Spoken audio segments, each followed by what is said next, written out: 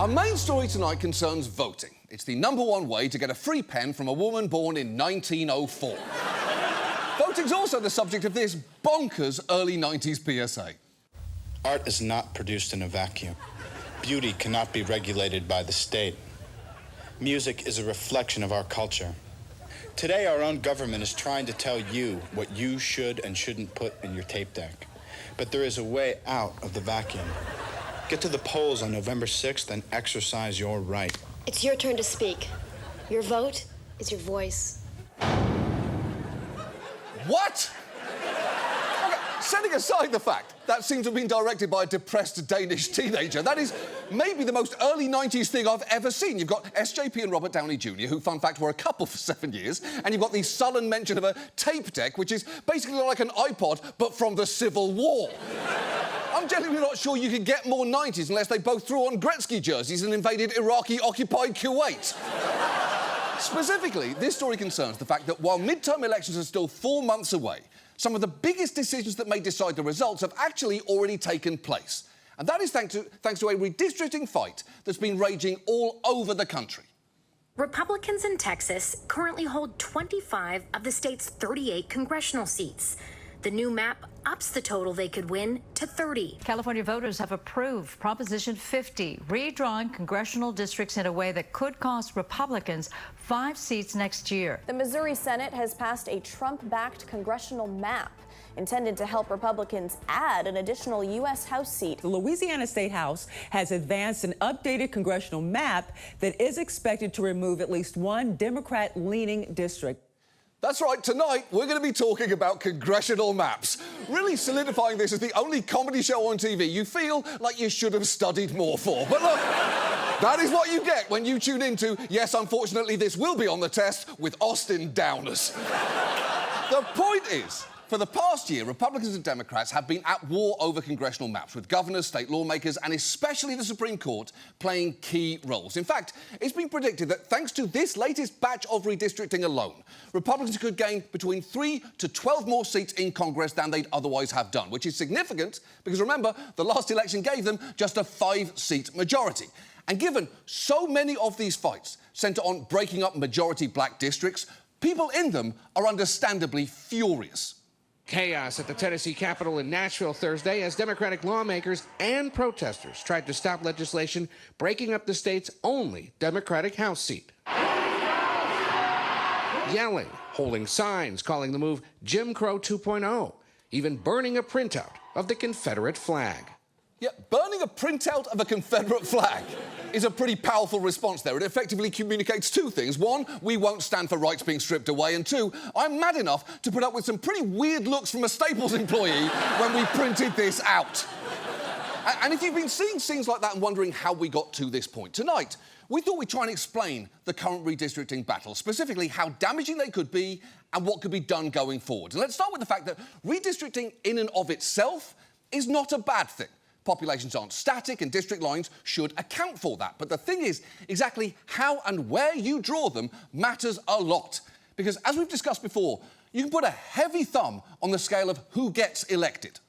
Imagine a hypothetical state with a population of 25 people. 10 belong to one party, 15 belong to the other. Now, let's say they get to send 5 representatives to Congress. Draw the lines horizontally, you get proportional representation. 2 reps for the gray party and 3 from the white. But draw the district lines vertically and the gray party would get none, because the white party would have a majority in every district.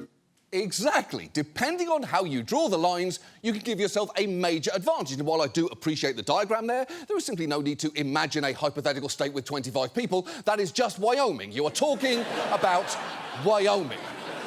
That practice of manipulating maps to get the outcome that you want is known as gerrymandering, and it has been a problem in the US for centuries. And you should know most of the world doesn't let its politicians do that, and for very good reason, as this professor explains. Every fall, I speak to 5 or 6 members of the British Parliament that come over to shadow members of Congress. And one of the things I have to explain to them is, here's how you get elected to the House. I see these shocked looks on these British faces. And one time one stood up and said, well, that's terrible. That's not the voters choosing their representatives. That's the representatives choosing their voters. Hey! Stop it! But it is okay for me to do that voice. It is not okay for you to do it. Also, as an American, I do think you'd have been well within your rights to say to those British politicians, you know what? I don't want to hear shit about how maps should be drawn from anyone from Great Britain, which, by the way, is, I'm pretty sure, a direct Gandhi quote. The point is, in many states, the way we draw districts is deeply flawed. And even before the past year, the Supreme Court have managed to make it even worse. For instance, it used to be that redistricting was only done once a decade after the census. But in 2006, the court ruled that states can do it as many times as they want. Then in 2013, they effectively tossed out a requirement that areas with a history of discrimination get pre-clearance before redrawing maps. And in 2019, they ruled that federal courts couldn't stop states from drawing lines on a partisan basis. So if, in the helpful framing of that clip from earlier, the white party wanted to draw lines in a way that would take seats away from the non-white party, and there was no state law preventing it, the only thing stopping them would be their own sense of shame. All of which leads us back to last summer, when one of the most shameless presidents in US history made a pretty bold request of Texas to redraw their maps, and he was not shy about why he was asking. On Texas, how many more seats do you want the Republicans to draw? I think we get 5, and there could be some other states. We're going to get another 3 or 4 or 5 in addition. Texas would be the biggest one, and that'll be 5. No, just a very simple redrawing. We pick up 5 seats. Yeah, that's pretty direct. He ordered 5 more Republican seats from Governor Greg Abbott, and as a result, in August, Abbott signed a new congressional map into law designed to do exactly that. So basically, Trump demanded more seats, and he got them. Which I know sounds like the answer to the question, why is Jeffrey Epstein's plane so full? But it's also true here. And in the wake of Texas's redistricting, Democratic leaders, for once, actually hit back hard. In fact, California Governor Gavin Newsom announced a ballot measure to implement new maps that would give Democrats up to 5 more seats, essentially offsetting what Texas had done. Here he is making his pitch. It's not good enough to just hold hands, have a candlelight vigil, and talk about the way the world should be. We have got to recognize the cards that have been dealt. And we have got to meet fire with fire. He's right, and now, unfortunately, I find myself in the unpleasant position of having to admit that Gavin Newsom is right about something, because, to be clear, I'm not a huge fan of that man for many reasons, from his general Andrew Cuomo but California vibes to the fact he vetoed a bill to limit solitary confinement, to his responding to book bans by posting this photo of himself reading page 0.5 of Beloved, with the caption, reading some banned books to figure out what these states are so afraid of, featuring the most orchestrated by a publicist stack of books I have ever seen. Oh, make sure 1984 is peeking out from under To Kill a Mockingbird, but not too much. That wouldn't seem organic. Oh, and this is very important. Please make sure that genderqueer is barely visible. And look, while I don't love the logic of Texas disenfranchised a bunch of Democratic voters, so in response, we're going to disenfranchise a bunch of California Republicans, I do also get that the only real alternative was to whine about fairness and then lose. And apparently a lot of Californians agreed, because Newsom's proposition passed easily. But the thing is, by the time that happened, more red states had already entered the fray. Missouri passed new congressional district boundaries in September, likely giving Republicans 1 more seat, and North Carolina did the same in October. So in response, Democrats in Virginia put a referendum to voters there that allowed them to do a particularly aggressive gerrymander that would potentially give them 10 seats to Republicans 1. To make the map more blue, Democrats would carve up deep blue Fairfax County. Where I'm standing would be the intersection of 3 congressional districts, so that the apartment buildings over here would be in 1 congressional district, those over there would be in a 2nd, and then right over here, these folks would be in a 3rd congressional district. If you drove just a short distance away, you'd find a 4th congressional district and then a 5th. That's led to a new Republican catchphrase, "Don't Fairfax me," popping up. Countering that, Texas started it, bumper stickers. Now, I mean, that is obviously very petty, but also, as a slogan, "Don't Fairfax me" is just nonsense. Is it the worst one I've ever heard? No, because that would be Domino's new slogan, "You can't say Domino's without saying Although, I will point out, you also can't say Domino's without saying no, which feels much more relevant to me. Now, the good news for Democrats is Virginia's referendum passed in April, and at that point, they basically fought Republicans to a draw, with Hakeem Jeffries even promising maximum warfare if Republicans continued to redistrict. But unfortunately, soon after, everything fell apart. because not only did Virginia's state Supreme Court wind up invalidating that referendum on technicalities, just a week earlier, the Supreme Court had handed Republicans this massive gift. The Supreme Court escalating an intense back-and-forth battle for control of Congress, with a landmark ruling that's already affecting some elections. The court's conservative majority ruling 6-3 that Louisiana's current congressional map, with 2 majority African-American districts, is unconstitutional. Democrats blasting the ruling, arguing it weakens a key provision of the Voting Rights Act, aimed at prohibiting discrimination on the basis of race, adding that other majority black districts are now vulnerable to being erased. Yeah, from the 6 justices who brought you such banger decisions as the president is untouchable, your uterus is our legal property, and oops, all smog, came a brand new decision on voting rights. Very basically, under the Voting Rights Act, minority voters could previously challenge a map if it diluted minority representation in their state, regardless of whether that was the intention. It was to comply with that law that Louisiana drew a map that contained 2 majority black congressional districts. But in that Supreme Court case, a group of 12 self-described non-African-American voters claimed that their personal dignity had been injured by the map, which they said racially stigmatised, stereotyped and maligned them. And while I do appreciate them specifying that they were non-African-American, honey, that was already clear. This map hurt my feelings and now I want to talk to your manager. More than covered it. Yet, the court sided with them, with Alito writing that going forward, anyone challenging a map could only prevail if they had strong evidence the state intentionally drew its districts to afford minority voters less opportunity because of their race. Basically, unless state lawmakers were shouting out slurs while drawing the lines, they were going to be in the clear. And by issuing that ruling, the court immediately set off a new lightning round of gerrymandering, because even though Louisiana had already received more than 40,000 absentee ballots for its congressional primaries, their governor quickly declared a state of emergency and suspended the election so that new maps could be drawn. And unsurprisingly, those maps then eliminated one of Louisiana's 2 majority black districts. So right now, only one of the state's 6 districts is majority black, despite the fact its population is about 1/3 black. Now, understandably, many voters there were upset about this, but when Louisiana's governor was asked about that, he seemed personally offended.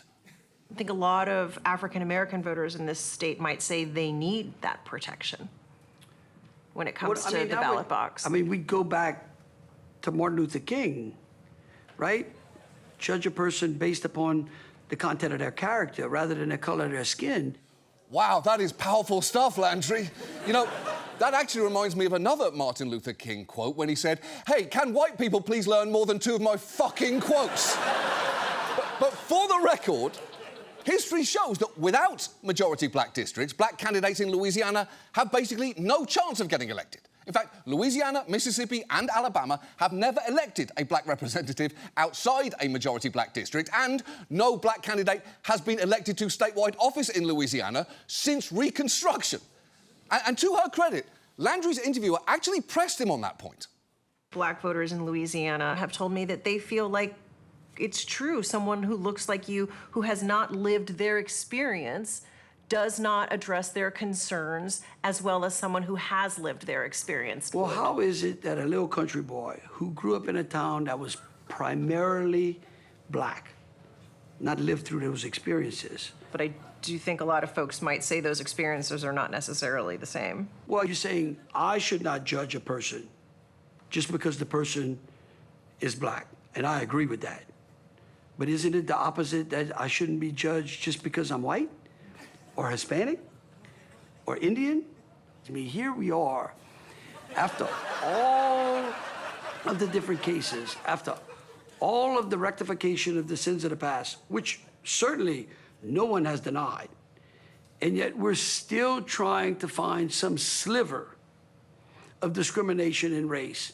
I think a lot of people would say you don't have to try to find it, it's there. I would say that you find that it would reside in people's hearts, not in their laws. OK, that man is clearly a historic idiot, but I will agree with him on one point. He shouldn't be judged just because he is white. He should be judged because, 1, he just had to have the concept of racism explained to him on TV. 2, he's for some reason dressed like 30 Rock's Leap Day William. And 3, he sounds like Elmer Fudd if he exclusively went to schools named after Robert E. Lee. But Louisiana was not alone in moving fast after that Supreme Court ruling. Tennessee also quickly approved a new map that slices Memphis, a majority black city, into 3 extremely long districts that drag into rural areas. And while doing so, Tennessee Republicans insisted that they were acting for purely partisan reasons, which, remember, the Supreme Court has said is OK, and that they were completely unaware that in doing so, they were screwing over black voters. And while I've shown you this clip before, it is worth seeing again just how flagrantly dumb they were willing to pretend to be. To the sponsor, are you aware that Memphis is predominantly African American? Senator Stevens to respond. Thank you, Mr. Speaker. I am not.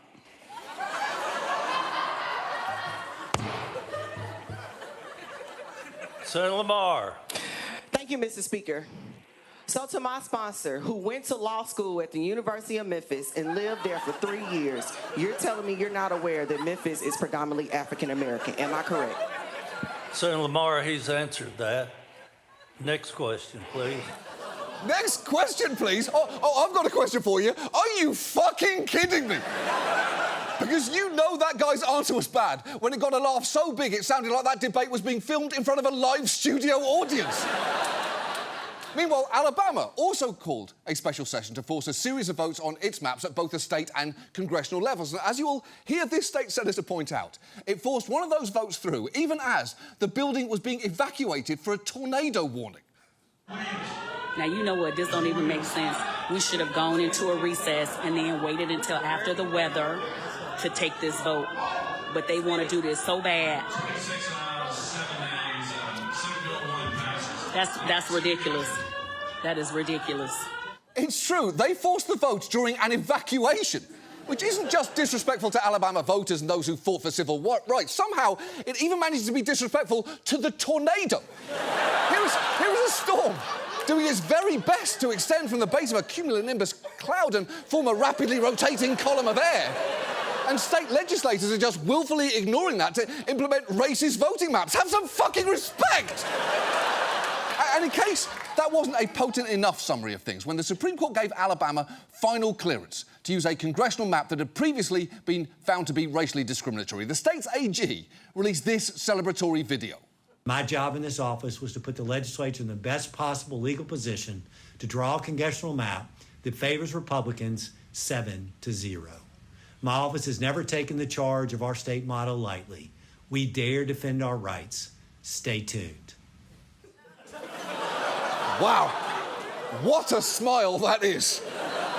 He looks like Mr. Rogers if he'd made a famous episode in favour of segregation instead of against it. But despite what he just said there, implementing racially discriminatory maps is not actually an AG's job at all. It's like if you went to a Build-A-Bear workshop and one of the employees said, "My job in this store is to baptise every stuffed animal so that they may enter the kingdom of heaven." No, it is very much not that. You just wanted to do it. And to be honest, I'd like my platypus to go to hell, thank you very much. But incredibly, I am still not done, because Florida also passed a new map which could add 3 to 4 Republican seats. Now, plans for that had technically been in the works before the Supreme Court decision, but Ron DeSantis seemed extra confident afterwards, and I'm going to warn you, you are not ready for the choice he makes midway through this clip. Sometimes you got people in D.C. and New York who may not like, and they may say different stuff. And we've got this guy, Hakeem Jeffries, okay? And, you know, he goes out there and he's like, we're gonna do maximum warfare against Republicans. Florida Republicans, you F around, you gonna find out all this stuff. Holy shit! I never thought I'd see blackface without the makeup. But it seems there's a first time for everything. I don't have a ton to say about that, really, except A, fuck you. And B, maybe someone show that clip to Governor Lollipop here the next time he describes racism as something you need to try and find. And when you take this whole redistricting back and forth together, it will, as I said earlier, probably give Republicans up to 12 seats in the House, which doesn't mean they'll automatically win the House in November, but it makes the margin for Democrats meaningfully smaller. Also, everything you've seen so far only addresses what was able to be done before the midterms, But it won't end there. In the coming years, Republicans in southern states could ultimately eliminate majority-minority districts altogether, taking America back to the Jim Crow era when there were no black representatives in southern states with sizable black populations. And there'll likely be major impacts on other levels of government too, from city councils to school boards to state legislatures. And for those who fought so hard for their voting rights, watching them get stripped away this fast is brutal. Because it is worth remembering, the progress that's currently being undone happened in living memory for many. In fact, just listen to this man outside the Florida State House in April as they were passing their new map. Being 79, I come from a Jim Crow era where blacks were second-class citizens.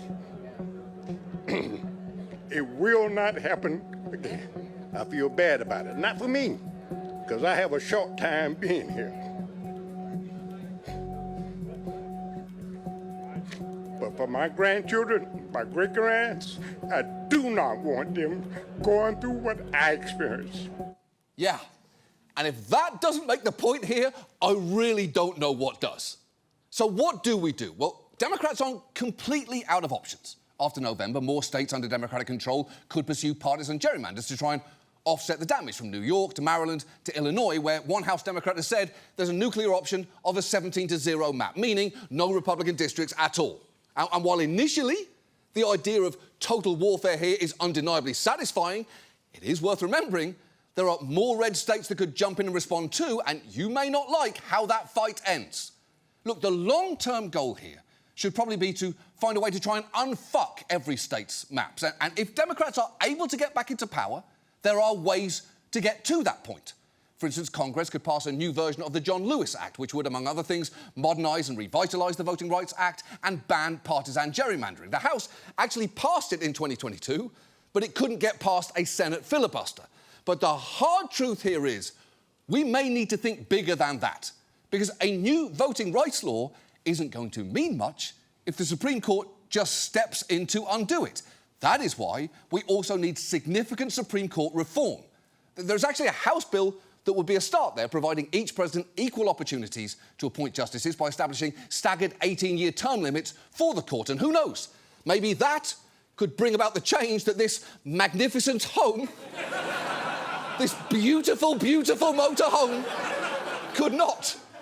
Look, the current situation is clearly untenable, which is why all options should be on the table to get us to a system where, ideally, if I may quote someone using what turned out to be by far the least offensive accent you have heard tonight, the voters choose their representatives, not the representative choosing their bloody voters.